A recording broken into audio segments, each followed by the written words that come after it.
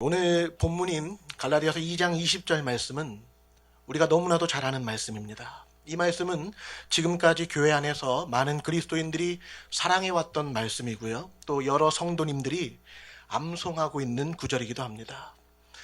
저도 개인적으로 갈라디아서 2장 20절 말씀을 아주 좋아하는데요. 왜냐하면 이 말씀은 우리가 어떻게 구원을 받았고 또 어떻게 예수 그리스도를 믿어야 하며 나아가 실제 우리의 삶에서 우리가 어떻게 살아가야 할지를 가르쳐주고 있는 말씀이기 때문입니다. 그래서 짧은 한 구절에 불과하지만 사실상 이 한 절의 말씀에 우리가 제대로 직면하고 또 이 한 절의 말씀 앞에서 우리의 영혼이 제대로 부딪힐 수만 있다면 저는 이 말씀이 한 사람의 인생을 능히 바꾸고도 남을 정도로 엄청난 구원의 신비가 이 말씀 안에 담겨져 있다고 생각합니다. 오늘은 우리 성도님들과 함께 갈라디아서 2장 20절 이 한 절의 말씀을 통해 하나님의 은혜를 나누기 원합니다. 서두에서 제가 참 거창하게 말씀을 드렸는데요. 그렇다면 갈라디아서 2장 20절 말씀은 어떻게 시작하고 있습니까? 내가 그리스도와 함께 십자가에 못 박혔나니. 갈라디아서 2장 20절은 내가 그리스도와 함께 십자가에 못 박혔나니 라는 내용으로 시작하고 있습니다. 사랑하는 성도님 여러분, 내가 그리스도와 함께 십자가에 못 박혔다. 이 문장에서 주어가 무엇입니까? 주어가 무엇입니까? 주어는 내가입니다. 내가 무언가를 하였다고 진술하고 있습니다. 그렇다면 갈라디아서 2장 20절은 내가 무엇을 하였다는 것입니까? 내가 십자가에 못 박혔다 라고 말하고 있습니다. 내가 십자가에 못 박혔다. 내가 그리스도와 함께 십자가에 못 박혔다. 갈라디아서 2장 20절 말씀은 내가 십자가에 못 박혔다는 선언과 함께 시작되고 있습니다. 어떻습니까? 이 사실이 여러분에게는 충격적으로 다가오지 않으십니까? 내가 십자가에 못 박혔다니요. 십자가에 못 박히신 분은 예수님이 아니십니까? 그런데 사도 바울은 갈라디아서 2장 20절에서 예수 그리스도와 함께 내가 십자가에 못 박혔다고 선언하고 있습니다. 그래서 오늘 말씀의 제목은 십자가에 못 박힌 나입니다. 다 같이 한번 따라해 보실까요? 십자가에 못 박힌 나. 네, 한 번 더 하겠습니다. 십자가에 못 박힌 나. 네. 우리는 2000년 전에 예수님께서 십자가에 못 박혀 죽으셨다는 사실을 잘 알고 있습니다. 예수님이 십자가에 못 박혀 죽으신 이유는 나 때문에 내 죄를 사하시기 위해 나를 대신하여 십자가에 죽으셨다는 사실을 우리는 잘 알고 있습니다. 그래서 고난주간이 되면 특별히 우리는 예수님의 십자가 고통을 묵상하곤 하는데요. 주님이 피 흘리시고 채찍에 맞아 찢기시고 가시면류관을 쓰시고 또 로마 병정들로부터 온갖 멸시와 조롱을 당하셨으며 허리에는 창으로 찔림을 받으셔서 물과 피를 하나도 남김없이 모두 흘리셨다는 사실에 가슴 아파하며 눈물을 흘리곤 합니다. 이러한 예수님의 순환을 잘 묘사한 영화가 몇 년 전에 개봉되었던 영화 패션 오브 크라이스트인데요. 고난주간에 우리는 이런 기독교적인 영화를 다시 한번 보기도 하고 또 성찬식에 참여하기도 하면서 나름대로 예수님의 고난을 기념하고 동참하고 있습니다. 그런데요, 우리가 예수님의 십자가 사건을 떠올리며 주님이 나를 위해 십자가에 달려 죽으신 것을 우리가 묵상하고 감사하는 일은 아주 귀한 일입니다만 이것만큼이나 중요한 것은 예수님께서 달리신 십자가를 보고도 정작 그 십자가에서 함께 못 박혀 죽은 나 자신을 발견하지 못한다면 우리는 십자가 사건의 참된 의미와 목적을 아직도 깨닫지 못하고 있다는 것입니다. 사랑하는 성도님 여러분, 예수님은 분명히 우리를 대신하여 십자가에 달려 죽으셨습니다. 그런데 예수님께서 십자가에 달리실 때 예수님 그분이 가지고 계셨던 목적과 목표는 주님이 짊어지셨던 바로 그 십자가에서 예수님과 함께 내가 십자가에 못 박혀 죽도록 하시기 위하여 주님이 십자가에 못 박혀 죽으셨다는 것입니다.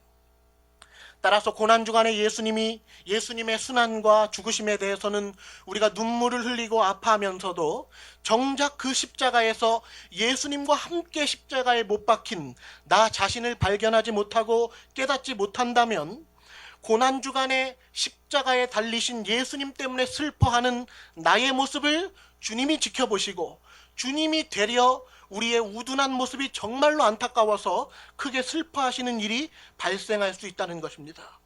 사랑하는 성도님 여러분, 고난주간의 진짜 의미는, 신앙생활의 진정한 변혁은 십자가에서 예수님과 함께 옛사람에 대하여 못 박힌 나를 발견하는 데에 있습니다. 십자가에서 예수님과 함께 죽은 나는 발견하지 못하고 아직도 주님의 순환과 죽으심에 대해서만 슬퍼하고 있다면, 그것은 십자가의 의미가 진정으로 무엇을 가리키는 것인지 충분히 깨닫지 못한 채 의미를 알지 못하는 이상한 눈물을 흘리는 것이 되고 만다라는 것입니다. 그래서 사도 바울은 오늘 갈라디아서 2장 20절에서 우리가 어떠한 사람인지를 분명히 가르쳐주고 있는데요, 예수님을 믿는 우리 각 사람은 예수 그리스도와 함께 십자가에 못 박힌 사람이라는 것입니다. 내가 그리스도와 함께 십자가에 못 박혔나니. 성도님 여러분, 불신자들을 한번 보십시오. 예수님을 믿지 않는 불신자들도 예수님이 십자가에 못 박혀 죽으신 분이라는 이 사실에 대해서는 어느 정도 다 알고 있습니다. 오늘날 교회를 상징하는 표식이 무엇입니까? 십자가가 아닙니까? 저기 교회 있네 라는 사실을 우리는 무엇을 보고 알 수 있습니까? 교회당의 첨탑에 높이 달려있는 십자가를 보고 아는 것이 아니겠습니까? 이처럼 예수님 하면 직접 떠오르는 이미지가 바로 십자가입니다. 예수님이 십자가에 달려 죽으셨다는 사실은 대한민국 사람이라면 불신자들도 대개가 다 아는 사실입니다. 그러나 불신자들은 십자가의 참된 의미가 무엇인지를 알지 못하는 사람들인데, 그들은 십자가의 은혜를 전혀 체험하지 못한 사람이고, 더 정확히 표현한다면 십자가에서 예수님과 함께 못 박혀 죽은 나를 발견하지 못한 사람, 하나님께서 나를 구원하시기 위해 십자가와 부활의 특별한 방법을 사용하셨다는 이 사실을 조금도 깨닫지 못한 사람이 바로 불신자들입니다. 그러나 예수님을 믿는 우리는 어떻습니까? 우리는 예수님의 십자가와 부활 사건에 담겨진 신비한 은혜를 깨닫고 체험한 사람들입니다. 우리는 예수님이 정말로 나를 위해 십자가에 달려 죽으셨다는 사실을 잘 아는 사람들입니다. 예수님이 나를 대신하여 십자가에 못 박히셨으며, 또한 예수님이 달리신 그 십자가는 바로 내가 예수님과 함께 못 박힌 나의 십자가라는 사실을 분명히 아는 사람들입니다. 내가 그리스도와 함께 십자가에 못 박혔나니. 여기에서 십자가에 못 박혔다라는 이 동사는 헬라어 원문에 따르면 완료형의 시제를 사용하고 있습니다. 이 말은 사도 바울이 과거에 자신이 그리스도와 함께 십자가에 못 박혀 죽었다는 사실을 영적으로 체험한 이래 그 결과의 영향력이 이후로도 계속해서 지속되었음을 나타내는 것입니다. 다시 말해 사도 바울은 고린도전서 15장 31절에서 나는 날마다 죽노라 라고 고백하였는데요, 바울은 날마다 자신이 예수 그리스도와 함께 십자가에 못 박혀 죽은 존재라는 사실을 깨달으며 죄에 대하여, 율법에 대하여, 옛사람과 옛자아에 대해서 죽고 날마다 그리스도로 말미암아 새롭게 살아가는 삶을 지속해 왔다는 것입니다. 이처럼 예수님을 진실하게 만난 사람은 십자가에서 예수님과 함께 자신의 죄에 대해 못 박힌 경험을 가지고 있으며, 예수님 지신 그 십자가가 내 십자가요, 나의 옛사람이 십자가에서 죽었다는 그 경험을 이후로도 날마다 지속시켜서 나는 죽고 오직 그리스도로 말미암아 살아가는 사람이 진짜 그리스도인이라는 것입니다. 그러므로 예수님과 함께 내가 십자가에 못 박혀 죽은 이 경험이 없이 신앙생활을 제대로 할 수가 없고, 또 한 번, 두 번 예수님의 십자가에서 나의 죄됨을 깨닫는 것만으로는 충분하게 신앙생활을 할 수 없다는 것입니다. 한두 번이 아니라 날마다 지속적으로 반복적으로 십자가에서 나의 죄악된 옛사람이 죽었다는 사실을 계속해서 깨닫고, 그래서 자기를 부인하는 사람만이 진정으로 십자가의 능력이 무엇인지를 맛보며 신앙생활을 할 수 있다는 것입니다. 그런 의미에서 여러분에게 두 가지 질문을 드리고 싶습니다. 첫 번째는, 여러분은 십자가에 못 박힌 여러분 자신을 예수님의 십자가에서 발견하셨습니까? 그리고 두 번째는, 여러분은 오늘 하루도 나의 죄악된 옛사람의 자아가 죽고 예수님의 부활하신 생명을 의지하는 것으로 사셨습니까? 주 안에 사랑하는 성도님 여러분, 바로 여기에 십자가의 비밀이 담겨져 있는 것입니다. 이것은 단지 복잡한 교리적인 진술이 아닙니다. 저는 지금 여러분에게 어려운 신학을 이야기하려는 것이 아닙니다. 오히려 저는 하나님의 구원의 신비가 어떤 방법으로 우리에게 주어졌는지를 구체적으로 말씀드리고 있는 것입니다. 우리가 교회 안에서 어설프게 알아도 신앙생활에 치명적으로 문제가 되지 않는 그런 지식들이 있는가 하면, 우리가 어설프게 다루고 대수롭지 않다는 듯이 대충 넘어갔다가는 너무 치명적이어서 아주 큰 코를 다치는 보물과도 같은 진리의 말씀이 있습니다.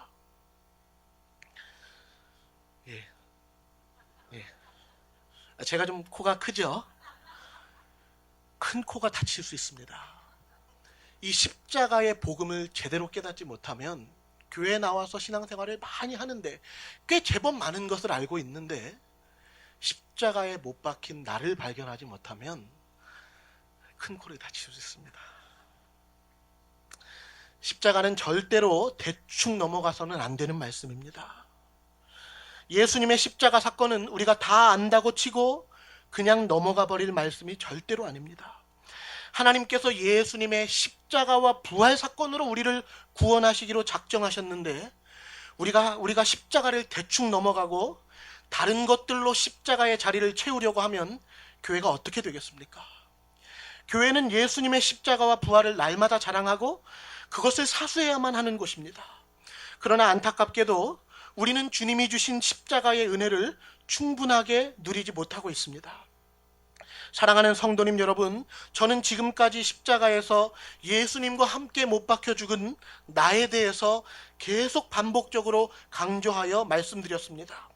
내가 그리스도와 함께 십자가에 못 박혔나니, 도대체 이 말씀의 의미가 구체적으로 무엇을 뜻하는 것입니까? 이제 본격적으로 내가 그리스도와 함께 십자가에 못 박혔다라는 말의 의미가 무엇인지를 여러분들과 함께 탐색해보는 시간을 갖도록 하겠습니다. 지금까지가 서론이었고요. 빨리 읽을 수밖에 없죠. 서론이 너무 길면은 안 되니까요. 지금부터 잘 들어보시기 바랍니다. 우리는 예수님과 함께 십자가에 못 박힌 사람입니다. 이 사실을 깨닫는 것이 매우 중요하다고 말씀드렸습니다. 그런데요, 실제로 십자가에서 피를 흘리시고 죽으신 분은 누구입니까? 예수님입니다. 예수님이 십자가에 달려 죽으셨습니다. 그렇기 때문에 예수님이 십자가에 달려 죽으셨기 때문에 가장 먼저 우리가 해야 할 일은 왜 예수님이 십자가에 달려 죽으셔야만 했는지 그 이유를 선명하게 깨닫는 것부터 시작해야 됩니다. 왜냐하면 예수님이 십자가에서 죽으신 이유를 깊이 깨닫기 전에는 내가 십자가에 못 박힌 이유도 깨달을 수가 없기 때문입니다. 그리고 두 번째는 예수님이 십자가에 달려 죽으신 그 이유와 목적을 우리가 깨달은 후에, 사실은 예수님의 십자가가 바로 나 때문에 주님이 대신하여 십자가에 달리셨으므로 예수님이 십자가를 지신 그 의미와 목적을 나에게 모두 적용시켜야 한다는 것입니다. 그러므로 적용을 잘 시키려면 먼저 예수님이 왜 십자가에 달리셔야만 했는지를 선명하게 다룰 수밖에 없는 것입니다. 예수님의 십자가 구원에 대한 충분한 이해가 있어야 내가 믿음으로 받게 되는 은혜의 구원을 깊이 있게 깨달을 수가 있게 되는 것이죠. 그러므로 이제 먼저 예수님이 왜 십자가에 달려 죽으셔야만 했는지를 함께 생각해 보도록 하겠습니다. 첫 번째로, 여러분은 왜 예수님이 십자가에 달려 죽으셨다고 생각하십니까? 많은 사람들이 제가 이 질문을 드리면, 여러분 예수님이 왜 십자가에 달려 죽으셨죠? 이렇게 물으면 사람들은 하나같이 예수님이 우리를 구원하시려고요 라고 답변을 합니다. 좋습니다. 예수님이 우리를 구원하시려고 십자가에 달려 죽으셨다는 것은 정확한 대답입니다. 그렇다면 좀 더 구체적으로 생각해 보겠습니다. 왜 하필 십자가의 방법이었을까요? 예수님이, 하나님께서 우리를 구원하시기 위해 사용하신 방법이 왜 하필 가장 잔인하고 극악무도한 십자가의 형벌이었을까요? 왜 다른 방법으로는 되지 않고 예수님께서 십자가에 달려 죽으신 이 일을 통해서만 구원이 이루어지는 것일까요? 그 이유는 십자가 사건이 바로 나의 죄값을 대신 치르기 위한 공의로우신 하나님의 형벌이었기 때문입니다. 예수님의 십자가 사건은 나의 죗값을 예수님이 대신 지불하시는 데에 초점이 있습니다. 예수님의 십자가 사건의 초점은 어디에 맞춰 있다고요? 두 가지로 나눌 수 있는데요. 첫 번째는 예수님이 나의 죗값을 지불하시기 위해서입니다. 둘째는 죗값을 치르는 구체적인 방법이 죄와 사망의 형벌을 받으시는 것이었습니다. 다시 이 두 가지를 말씀드립니다. 첫 번째는 예수님이 나의 죗값을 대신 지불하시기 위해서 십자가를 지셨고, 두 번째는 구체적으로 죗값을 대신 치르시는 이 방법이 죄와 사망의 형벌을 받으시는 것이었다는 것입니다. 우리 다 함께 갈라디아서 3장 13절 말씀을 함께 한번 읽어보실까요? 3장 13절 우리 같이 읽어보겠습니다. 그리스도께서 우리를 위하여 저주를 받은 바 되사 율법의 저주에서 우리를 속량하셨으니 기록된 바 나무에 달린 자마다 저주 아래에 있는 자라 하였습니다. 먼저 이 구절에서 우리는 앞에 상반절에 보시면 예수님이 나의 죗값을 대신 지불하셨다는 사실을 알 수 있습니다. 중반절에 보시면 율법의 저주에서 우리를 속량하셨으니 라는 부분이 나옵니다. 여기에서 속량이라는 단어는 헬라어 원문의 의미에 따르면 얽매인 노예나 사람을 풀어주기 위해 대신 값을 지불해 주는 것을 말합니다. 따라서 예수님께서는 우리가 당해야 할 죄의 값을 우리를 대신하여 지불하시기 위해 십자가에 친히 달려 죽으신 것입니다. 그 십자가는 본래 내가 지고 죽었어야 하는 십자가인데 예수님이 나를 대신하여 형벌을 받으신 것입니다. 예수님의 십자가 사건은 나의 죗값을 예수님이 대신하여 지불하는 데 초점이 있었습니다. 사랑하는 성도님 여러분, 하나님은 사랑의 하나님이시기도 하지만 그분은 동시에 공의로운 하나님이십니다. 하나님은 거룩하시고 공의로운 분이시기 때문에 그분은 인간의 죄를 결코 허용하지 않으십니다. 하나님은 인간의 죄의 문제에 대해 반드시 심판하시는 하나님이십니다. 그런 의미에서 우리 기독교는 죄의 문제를 결코 대충 다루는 종교가 아닙니다. 많은 사람들이 기독교는 은혜의 종교이기 때문에 죄의 문제를 대충 여길 것이라고 오해하거나 착각을 합니다. 그러나 설령 교회 안에 있는 사람들이 죄의 문제를 소홀하게 다루려고 한다 할지라도 하나님은 마지막 심판의 날 그분의 공의로운 말씀대로 인간을 심판하실 것이며 그분은 결코 인간의 죄의 문제를 대충 대수롭지 않다는 듯이 넘어가지 않으실 것입니다. 그러므로 우리가 받아야 할 가장 큰 선물이 무엇입니까? 죄와 사망의 저주와 심판으로부터의 구원을 받아야 하는 것입니까? 성도님 여러분, 기독교가 왜 은혜의 종교인 것입니까? 하나님께서 죄인들의 죄는 미워하셔서 마지막 심판의 날에 반드시 최종적으로 죄의 문제에 대해 심판하시되, 그럼에도 불구하고 하나님은 죄인들을 여전히 사랑하셨기 때문에 죄인들이 구원받을 수 있는 은혜의 길을 열어주셨던 것입니다. 바로 이 은혜로운 구원의 길로 들어가야지만 기독교가 은혜의 종교라는 사실을 깨닫게 되는 것입니다. 하나님이 우리에게 허락하신 그 구원의 길이 무엇입니까? 예수님이 나를 대신하여 나의 죗값을 예수님이 대신 치르시도록 하신 것입니다. 이것이 바로 속량의 은혜입니다. 여러분은 죄의 문제를 어떻게 해결할 수 있다고 생각하십니까? 여러분은 나의 죄의 문제를 어떻게 해결할 수 있다고 배웠습니까? 죄인들의 죄의 문제를 해결하는 것은 그리 쉽고 단순한 문제가 아니었습니다. 왜냐하면 우리가 잘 알다시피 죄의 삭은 무엇이기 때문입니까? 죄의 삭은 사망이기 때문입니다. 죄의 싹, 즉 죄의 값은 사망이기 때문에 죄의 문제를 해결하기 위한 값, 죄 사함을 받기 위한 유일한 방법은 죄가 없는 인간이 생명의 피를 흘리고 죽는 것 외에는 없었습니다. 죄가 하나도 없으신 예수님이 우리를 대신하여 보배로운 피를 흘리셨기 때문에 우리는 예수님의 보혈의 은혜를 찬양하는 것입니다. 사랑하는 성도님 여러분, 피 흘림이 없이는 결코 죄 사함도 없습니다. 하나님이 나의 죄를 사하시기 위해 나에게 열어주신 구원의 길은 나를 대신하여 예수님이 피 흘려 죽으시는 피값을 대신 치르게 하신 것이었습니다. 두 번째로 죄값을 치르는 방법은 죄와 사망의 형벌을 예수님이 대신 받으시는 것이었습니다. 다시 한번 갈라디아서 3장 13절을 보실까요? 다시 한번 보시겠습니다. 제가 읽어드리겠습니다. 그리스도께서 우리를 위하여 저주를 받은 바 되사 율법의 저주에서 우리를 속량하셨으니 기록된 바 나무에 달린 자마다 저주 아래 있는 자라 하였습니다.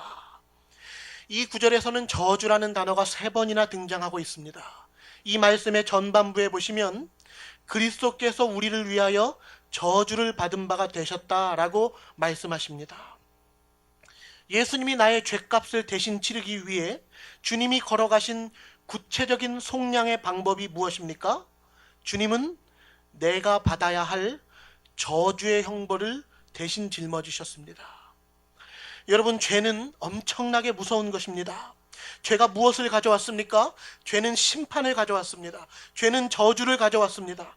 죄는 하나님과 인간 사이의 관계를 끊어놓았고 죄의 문제를 해결받아 다시금 하나님과의 관계를 회복시키는 것이 바로 구원입니다.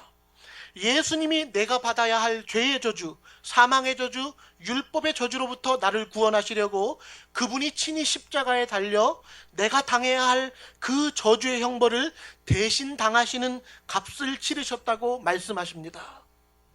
그러므로 십자가는 저주를 나타내는 형벌입니다. 십자가는 인간이 지은 죄에 대한 사망의 저주를 나타내는 형벌입니다. 예수님은 인간이 지은 죄로 말미암아 우리 각 사람이 받아야 할 저주를 대신 받으시기 위해 십자가에서 사망의 형벌을 지신 것입니다. 예수님이 나를 대신하여 십자가에서 저주를 받으셨습니다. 나를 대신해서 예수님이 저주의 형벌을 대신 당하시는 것, 바로 이것이 하나님이 우리를 구원하시기 위한 공의로운 하나님의 방법이었습니다. 이해가 되십니까? 제가 빨리 많이 읽어드렸는데요. 십자가는 하나님의 가장 공의로운 표요. 십자가는 동시에 하나님의 가장 사랑이 넘치는 방법이십니다. 하나님은 공의로우시기 때문에 인간의 죄의 문제를 결코 소홀히 넘어가지 않으실 것입니다. 마지막 날에 반드시 죄값을 치르기 위해서 각 사람을 영원한 사망의 형벌에 빠뜨리실 것인데, 하나님께서 유일하게 구원하신 자가 누구라는 것입니까?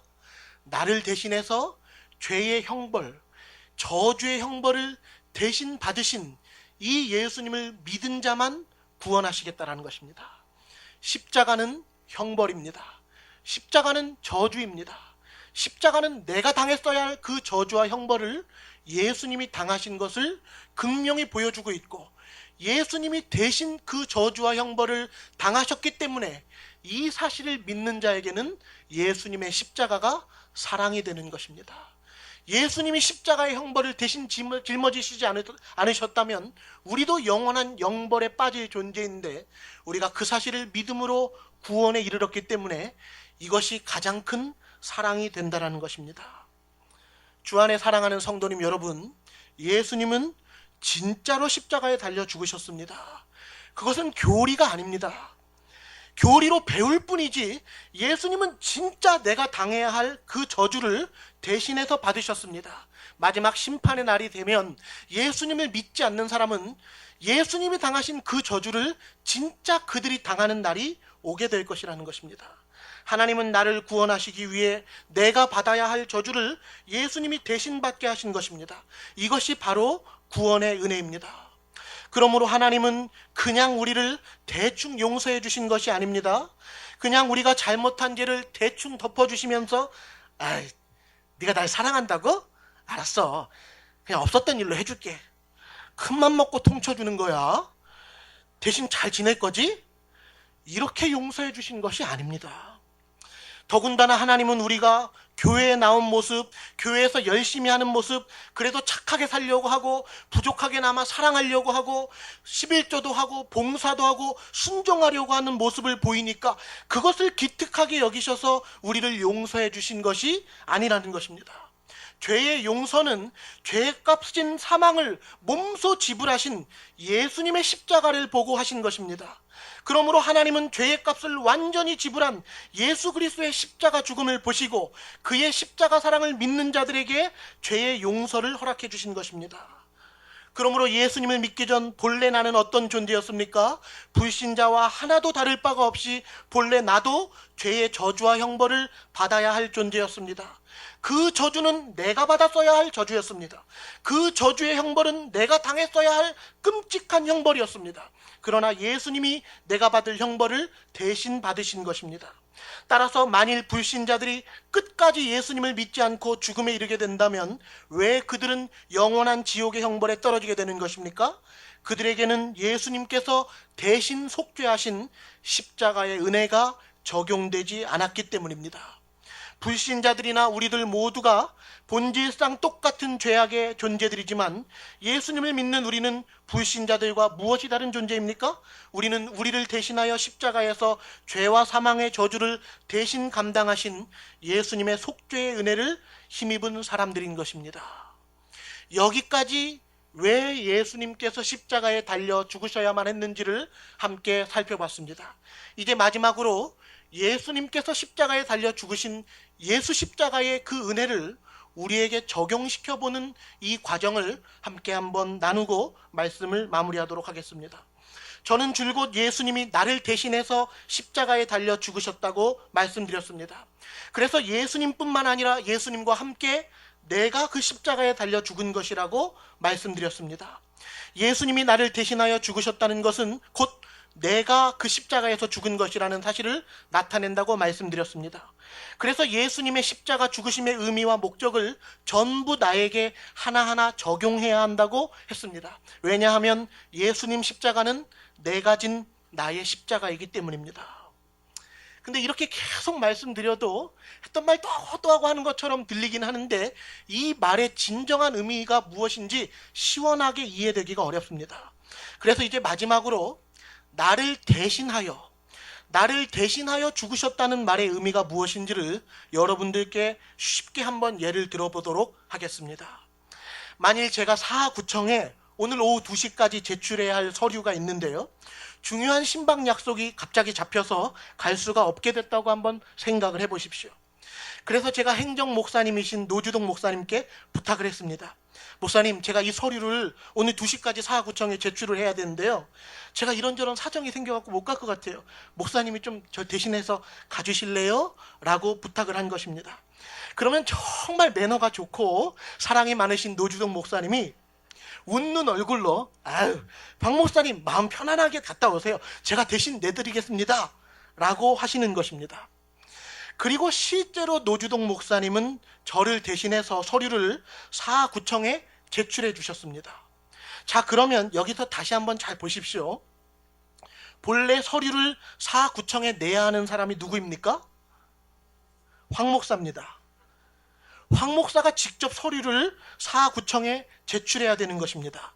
그런데 시간 관계상 누가 대신해서 서류를 제출해 줬습니까? 노주동 목사님이십니다. 천사표 노주동 목사님이 사구청에 제출해 줬습니다. 노 목사님이 서류를 대신해서 제출해 주셨습니다. 그러면 이 제출된 서류가 사구청에 들어간 이후로 서류의 효력은 누구에게 발생합니까? 황지만 목사입니까? 노주동 목사님이십니까? 서류의 효력은 당연히 황 목사에게 그 서류의 효력이 발생하는 것입니다. 그렇죠? 그러면 이 비유를 예수님의 십자가 사건에 한번 대입해 보십시오. 예수님은 우리를 대신하여 십자가에 달려 죽으셨습니다. 사실 십자가에 달려 죽어야 할 사람은 누구인데? 나인데 예수님이 나를 대신하여 저주와 형벌을 당하셨습니다. 그렇다면 십자가에 나를 대신하여 죽으신 분은 누구입니까? 예수님입니다. 그런데 이 십자가 사건의 효력은 누구에게 발생합니까? 예수님이 나를 대신해서 십자가에 달려 죽으셨으므로 효력은 나에게 발생하는 것입니다. 그렇죠? 그런데도 우리는 예수님의 십자가 사건을 바라보면서 아직도 십자가에 함께 못 박힌 나를 발견하지 못하는 것이 어떻게 된 일입니까? 예수님은 나를 대신하여 저주와 형벌의 십자가를 대신 감당하셨는데, 그래서 당연히 내가 예수님의 십자가 사건에 감사하며 예수 그리스도와 함께 내가 그 십자가에서 날마다 죽는 삶을 살 줄로 알았는데, 정작 나는 아직도 십자가에 달려 죽은 나 자신을 발견하지 못했다면 예수님의 십자가 사건이 도대체 나에게 무슨 의미가 있는 것이겠습니까? 주 안에 사랑하는 성도님 여러분, 예수님은 나를 대신하여 십자가에 달려 죽으셨습니다. 그가 찔림은 우리의 허물 때문이요 그가 상함은 우리의 죄악 때문이라. 그가 징계를 받음으로 우리는 평화를 누리고 그가 채찍에 맞음으로 우리는 나음을 받았도다. 찔림과 상함과 징계와 채찍에 맞으신 분이 누구십니까? 예수님이십니다. 그러나 예수님이 나를 대신하여 찔림과 상함과 징계와 채찍을 받으셨을 때 그 찔림과 상함과 징계와 채찍의 효력은 누구에게 발생한다는 것입니까? 나에게 발생한다는 것입니다. 예수님이 받으신 그 모든 질고와 고초를 내가 그 모든 고통과 저주의 형벌을 다 받은 것으로 하나님께서는 예수님을 보시고 예수님을 믿는 우리에게 예수님이 당하신 그 십자가의 형벌을 우리에게 적용시켜 계산하시겠다는 것입니다. 그러므로 예수님의 십자가는 곧 내가 죽은 십자가입니다. 나를 십자가에 못 박혀 죽게 하시려고 예수님이 나를 대신하여 죽으신 것입니다. 그러므로 옛사람의 죄악된 나는 십자가에 못 박혀 죽었습니다. 이제 나는 더 이상 이전처럼 내 인생에 내가 주인이 되어 내 마음대로 살아갈 수가 없습니다. 왜냐하면 옛사람의 나는 예수님과 함께 십자가에 못 박혀 죽었고 이제 나의 주권은 전적으로 예수님께 달려있기 때문입니다. 이제 말씀을 총정리하면서 마지막으로 오늘 말씀과 관련된 성경 구절을 좀 더 보여드리고 싶습니다. 사도 바울은 갈라디아서에서 뿐만 아니라 로마서에서도 줄곧 우리가 예수 그리스도와 함께 죄에 대하여 십자가에 못 박혀 죽었다는 사실을 반복적으로 말하고 있습니다. 로마서 6장 4절을 읽어드리겠습니다. 그러므로 우리가 그의 죽으심과 합하여 세례를 받음으로 그와 함께 장사되었나니 로마서 6장 6절도 읽어드리겠습니다. 우리가 알거니와 우리의 옛사람이 예수와 함께 십자가에 못 박힌 것은 우리의 옛사람이 예수와 함께 십자가에 못 박힌 것은 죄의 몸이 죽어 다시는 우리가 죄에게 종노릇하지 아니하려 함이니. 이처럼 사도 바울은 내가 예수님과 함께 십자가에 못 박혀 죽은 존재라는 사실을 밝히 가르쳐주고 있습니다. 사랑하는 성도님 여러분, 아직도 내가 주인이 되어 내 마음껏 살아가고 있습니까? 여러분이 정말로 예수님과 함께 십자가에 못 박혀 죽은 존재가 맞는지를 점검해 보십시오. 예수님의 십자가에서 십자가에 함께 못 박힌 나를 비로소 발견하게 될 때 우리의 인생은 오로지 예수님만 전적으로 의지하는 인생으로 바뀌게 될 것입니다. 오늘은 설교를 준비하면서 분량이 점차 많아지는 바람에 갈라디아서 2장 20절을 전부 다루지 못했습니다. 다음번 설교 시간에는 갈라디아서 2장 20절의 나머지 부분을 다루도록 하겠습니다. 오늘 말씀의 핵심은 예수님 지신 그 십자가, 내 십자가라는 것입니다. 나는 십자가에서 죽은 존재입니다. 세상과 나는 다릅니다. 세상 사람들 내 마음, 내 생각, 내 열심, 내 계획, 내 비전, 내 야망을 따라 살지만 예수님 믿는 우리는 예수님과 함께 십자가에서 죽은 사실을 날마다 깨닫고 그래서 예수님이 내 안에 주인으로 날마다 살아주시기를 간절히 갈망하는 사람이 우리들 모두인 줄로 믿습니다.